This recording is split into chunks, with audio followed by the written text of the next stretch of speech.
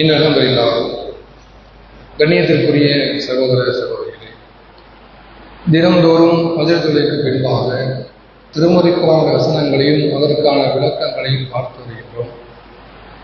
அந்த அடிப்படையில் இன்றைய தினம் திருமறை குர்ஆனுடைய 69 அத்தியாயம் 29 வசனத்தில் இறைவன் சொல்லக்கூடிய ஒரு எச்சரிக்கை சம்பந்தமான தகவல். நாளை மறுமை நாளில் எல்லா மக்களுக்கும் வலது பக்கத்திலும் இடது பக்கத்திலும் ஒவ்வொரு மனிதன் செய்த அமல் குறித்தான புத்தகம் அவனுடைய கையில் வழங்கப்படும். நல்ல அமலை செய்த நபருக்கு வலது பக்கத்திலும், இறைவனுக்கு மாறு செய்யக்கூடியவராக கட்டுப்படாதவனாக வாழ்ந்தவருக்கு இடது பக்கத்திலும் அவருக்கு ஏடு வழங்கப்படும். அவர் உலகத்தில் செய்த அத்தனை அமல்கள், பாவங்கள், குற்றங்கள் குறித்தான எல்லாவற்றையும் உள்ளடக்கிய ஒரு புத்தகம். அந்த நேரத்தில் ஒரு மனிதன் சொல்லக்கூடிய வார்த்தை இறைவன் சொல்லி காட்டுகின்றான். திருமறை குர்ஆனில் 29வது வசனத்தில் 69 அத்தியாயத்தில் சொல்லக்கூடிய கடுமையான ஒரு எச்சரிக்கை.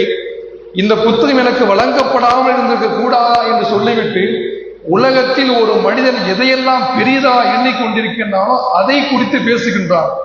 உலகத்தில் நாமெல்லாம் எதை நோக்கி ஓடிக்கொண்டிருக்கிறோம்னா, செல்வம் எனக்கு இருந்தா போதும், உலகத்தில் பொருளாதாரம் எனக்கு இருந்தா போதும் என்று உலகத்தில் செல்வத்தை நோக்கி ஓடக்கூடிய அந்த செல்வம் நாளை எனக்கு பயனளிக்கவில்லை. உலகத்தில் எந்த அதிகாரத்துக்காக ஓடிக்கொண்டிருக்கின்றோமோ அந்த அதிகாரம் என்னை விட்டு அழிந்து விட்டது என்று ஒரு மனிதன் நாளை மறுமையில் புலம்புகின்றான். அன்னி மாலியா, உலகத்தினால் வாழக்கூடிய நேரத்தில் இந்த செல்வத்துக்காக ஓடிக்கொண்டிருந்த எதையெல்லாம் சேகரித்து வைத்திருந்தேனோ அந்த செல்வம் எனக்கு பயனளிக்கவில்லை. உலகத்தில் நான் அதிகாரத்தில் மிகப்பெரிய பதவியோடு வாழ வேண்டும் என்று ஆசைப்பட்டுக் கொண்டிருந்தேன். அந்த பதவி, அந்த அதிகாரம் என்னை விட்டு அழிந்து விட்டது. மறுமை நாளில் வரக்கூடிய நேரத்தில் எல்லா மக்களும் எப்படி ஆடைகள் இல்லாமல் நிர்வாணமா இருப்போமோ அதே போன்று நான் உலகத்தில் செல்வதனா வாழ்ந்தவனா இருந்தாலும், அதிகாரத்தில் வாழ்ந்தவனா இருந்தாலும் கூட அங்கே ஆடை இல்லாமல் இறைவனது அடிமையா நிறுத்தப்படுவோம். உலகத்தினால மிகப்பெரிய செல்வனாக இருந்தேன் என்பதற்காக ஆடை கொடுத்து இறைவன் கௌரவிக்கப்பட மாட்டான் அந்த அடியானை. இன்றைக்கு உலகத்துல பாருங்க, ஆட்சி அதிகாரத்திற்காக, பொறுப்புகளுக்காக, பதவிகளுக்காக ஓடிக்கொண்டிருக்கின்றார் மனிதர்கள். அல்லாஹ்வுடைய தூதர் சொல்லி காட்டுறாங்க, நீங்களாக பொறுப்புகளை, பதவிகளை தேடி செல்லாதீர்கள். இந்த பதவிகள், பொறுப்புகள் என்பது உங்களுக்கு வழங்கப்படக்கூடிய நேரத்தில் அதுவெல்லாம் இறைவன் உங்களுக்கு கொடுக்கக்கூடிய சோதனை தான். அந்த சோதனை மறந்து இன்றைக்கு பெருமாள் ஓடிக்கொண்டிருக்கிறோம். ஒரு பொறுப்புக்காக, பதவிக்காக, இந்த பொறுப்பு எனக்கு கிடைச்சிட்டா ஊர்ல எனக்கு மிகப்பெரிய ஒரு செல்வம் கிடைக்கும், ஒரு செல்வாக்கு கிடைக்கும், ஒரு அதிகாரம் கிடைக்கும், அதன் மூலமாக நான் உலகத்தில் பயனடையலாம். அல்லாஹ்வுடைய தூதரிடத்துல அபூதர் அல் கிஃபாரி என்று சொல்லக்கூடிய நபித்தோழர். இவர் யார் என்றால், ஆரம்ப காலகட்டத்தில் இஸ்லாம் ஏற்றுக்கொண்டவர். மக்காவில காபாவுடைய முற்றத்தில் வந்து நின்று அல்லாஹ்வுடைய தூதர்கள் ஈமான் கொண்டு மக்களுக்கு உரையை எழுத்துறார். யா குறைஷிகளே, அஷ்ஹது அல்லா இலாஹ இல்லல்லாஹ் வ அஷ்ஹது முஹம்மது ரசூலுல்லாஹ், நான் ஏக இறைவன் ஒருவனை மட்டும்தான் வணக்கத்திற்கு தகுதியான ஏற்றுக்கொண்டேன். அவனுக்கு நிகராக சிலைகள், கற்கள் யாரும் கிடையாது. முகம்மது அவர்கள் அல்லாஹ்வுடைய தூதர் என்று நான் ஏற்றுக்கொண்டேன் என்று சொன்னதற்காக தினசரி 4 நாட்கள் தொடர்ச்சியாக சொல்லிக் கொண்டே இருக்க. அதே இடத்துல வந்து முதல் நாள் அடி வாங்குகின்றார், அதே போன்று 2 நாள் அதே போன்று பிரச்சாரம் செய்கின்றார், அடிக்கின்றார், உதைக்கின்றார், ரத்தம் வலியக்கூடிய அளவுக்கு. 3வது நாளும் அதே போன்று பேசுகின்றார், அடி வாங்குகின்றார். 4வது நாளும் இதே போன்று தொடர்ச்சியாக சொல்லிக் கொண்டிருக்கின்றார். எதற்காக? மார்க்கத்தை நிலைநாட்ட வேண்டும் என்பதற்காக. அந்த நபித்தோடர் வந்து கேட்கின்றார், அல்லாஹ்வுடைய தூதர் வந்து, யா ரசூலல்லாஹ், எனக்கு ஏதாவது பொறுப்பை கொடுங்க, எனக்கு ஏதாவது பதவிகளை கொடுங்க என்று கேட்கும் போது அல்லாஹ்வுடைய தூதரவர்கள் அபூதர் ரலியல்லாஹு அன்ஹு அவருடைய தோள் பட்டையில மெதுவாக ஒரு பாசமா தட்டுவதை கூட தட்டி சொல்றாங்க, அபூதர் அவர்களே, இந்த பொறுப்பு என்பதை உலகத்தில் நாம் பார்க்கும் போது நல்லது என்பதை தோன்றக்கூடிய அளவுக்கு இருக்கும். நாளை மறுமை நாள் இது சம்பந்தமான நீங்கள் வருத்தப்படுவீர்கள். லாபத்தில் எச்சரிக்கப்படுறாங்க. இந்த பொறுப்புகளுக்காக நீங்களாம் பேராசையோடு இருக்கீங்க, அதிகாரம் வர வேண்டும் என்பதற்காக நாளை மறுமை நாள் இந்த பொறுப்புகள் பற்றி நீங்கள் வருத்தப்படுவீர்கள். உலகத்தில் ஒரு அடியானுக்கு இறைவன் கொடுக்கக்கூடிய சிறப்பு இந்த அதிகாரம். இறைவன் யாரை நாடுகின்றான் அவருக்கு கொடுப்பான். அதே நேரத்தில் அந்த அதிகாரம் என்பது அவர் நல்ல அமலை செய்து மக்களை வழிநடத்தினால் அவருக்கு நன்மையா மாறும். அவர் அதற்கு மாற்றம் நடந்து கொண்டால் நாளை மறுமையில் அவருக்கு அதுவே பாவமாக தீ அமலா மாறிவிடும். இன்னைக்கு தேர்தல் வரக்கூடிய நேரங்கள்ல, ஜமாத்துடைய தேர்தல் வரக்கூடிய நேரங்கள்ல நான் தலைவராக, நான் செயலாளர் இருக்கிறேன், நான் போட்டி போடுகின்ற மக்கள் எல்லாம் ஆர்வத்து வருகின்றார்கள். இரண்டு விதமான காரணமாக பிரிக்கலாம். ஒன்று என்னவென்றால், இதுவரை நடந்த நிர்வாகங்கள் சரியான மக்களுக்கு அவருடைய சேவையை சரியாக செய்யவில்லை, மக்களுக்கான வழிகாட்டுதல் செய்யவில்லை. அதனால் நாங்கள் இனி சரியான முறையில் குர்ஆனுக்கும் ஹதீஸுக்கும் உட்பட்டு மார்க்கத்தை நிலைநாட்டக்கூடிய ஒரு நிர்வாகிகளா மாற வேண்டும். இதுவரை இருந்ததை போன்று இனி இருந்து விடாமல் நாங்கள் நல்லது செய்ய வேண்டும் என்ற எண்ணத்தோடு வரக்கூடிய மக்கள் இருக்கிறாங்க. பெரும்பாலான மக்கள் எப்படி இருக்கிறாங்கன்னா, இதுவரை நாங்கள் செல்வத்தோடு அதிகாரத்தோடு செல்வாக்கர் உலகத்தில் வாழ்ந்து கொண்டிருக்கிறோம். இந்த பொறுப்பு பதவி என்பது எங்களை எந்த நேரத்தில் மார்க்கத்துக்குள்ளா சென்று விட மாட்டாது. நாங்கள் மீண்டும் எங்கள் தவறில் ஈடுபடுவதற்கான வாய்ப்பு இந்த பொறுப்பு, இந்த பதவியின் மூலமாக மீண்டும் எங்கள் செல்வாக்கு அதிகரிக்க வேண்டும்.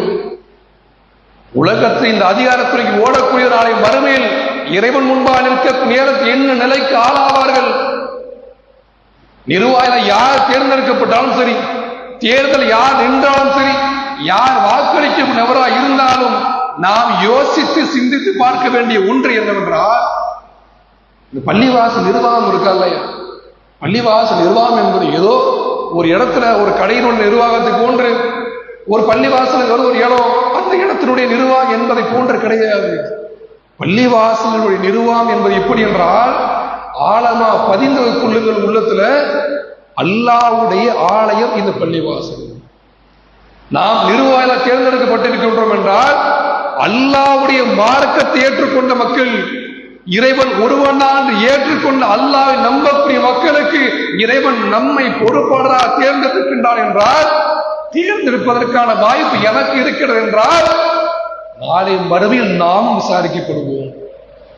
நாம் செய்ய வேண்டிய முதல் விஷயம் என்ன தெரியுமா?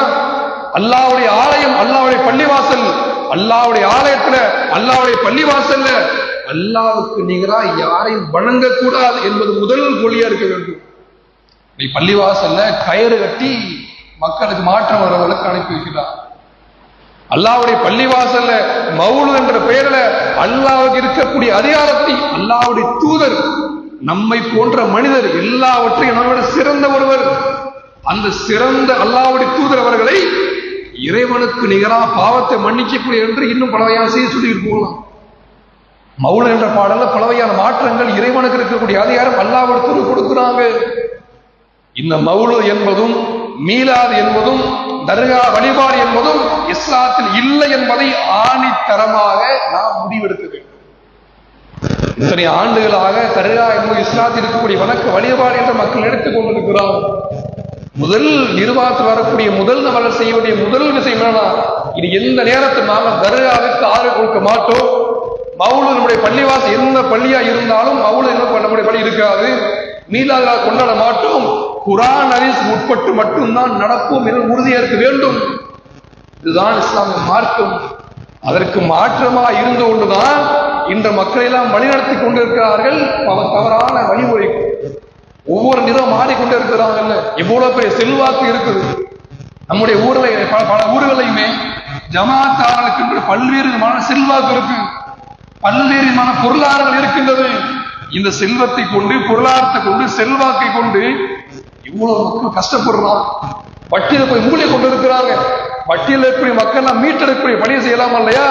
அழகிய கடனை கொடுத்து இதன் மூலமாக ஒரு செல்வதரை மாட்டலாம், கஷ்டப்படப்படுவதற்கு வாழ்க்கை வழிகாட்டலை கொண்டு வரலாம். அதை பற்றி என்ன அவர் சிந்தாங்க?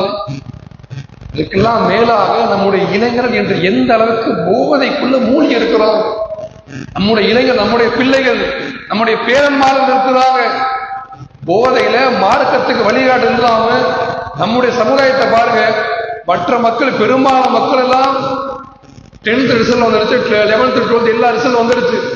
இவ்வளவு மதிப்பெண் பெற்றிருக்கிறான். நம்முடைய மக்களை பாரு, 300 மார்க், 600க்கு 300 மார்க் எடுத்து ரொம்ப மிக சிலர், 300 400க்கு மேல எடுத்து பெரும்பாலும் கிடையாது. யாரா ஒரு சில பேர் இருக்கிறாங்க. அங்க கல்வியில பின்தங்கி இருக்கிறாங்க. நம்முடைய சமுதாயம் அரசியலா இருந்தாலும் அதிகாரத்திலையும் உலகத்தில் இல்லை.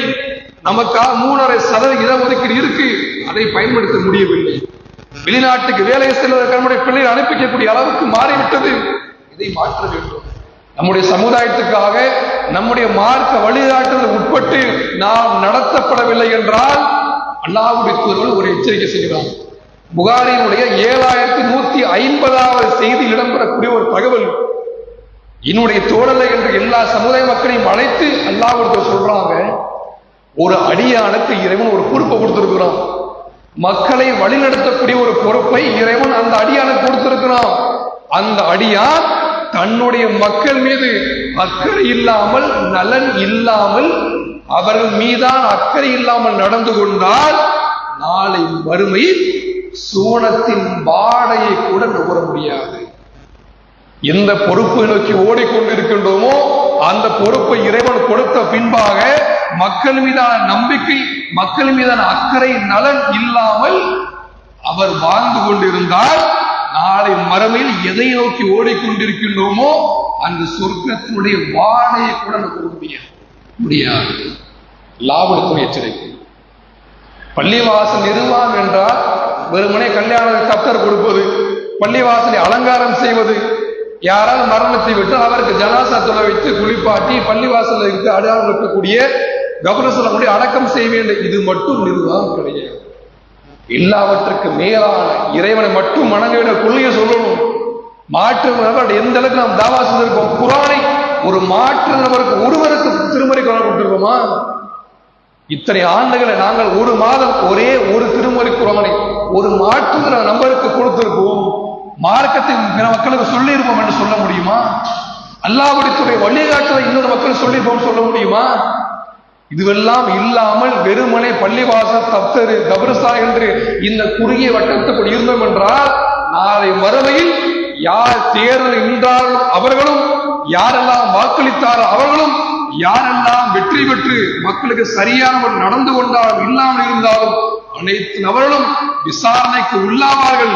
இந்த விசாரணையின் மூலமாக நாளை மறுமையுடைய நிகழ்வு உலகத்தை எப்படி வாழ்ந்தாலும் சொர்க்கமா நரகமா என்பதை தீர்மானிக்கக்கூடிய ஒரு இடம் என்பது இந்த அதிகாரம்.